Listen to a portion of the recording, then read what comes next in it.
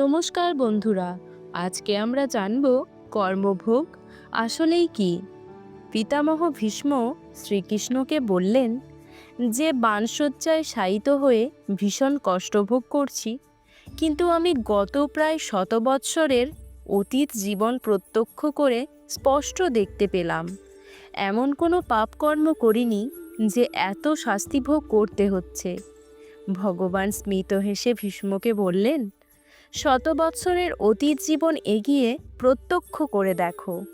তুমি তখন একজন রাজা ছিলে এবং তখন তুমি একটি সর্পকে কাঁটার স্তূপে ছুঁড়ে ফেলেছিলে এবং বেশ কিছুদিন সেই সর্প কাঁটার স্তূপে অশেষ যন্ত্রণা ভোগ করে মৃত্যু হয়েছিল এবং সেই পরিণতির জন্য আজ তুমি বাণশয্যায় শায়িত হয়ে আছো।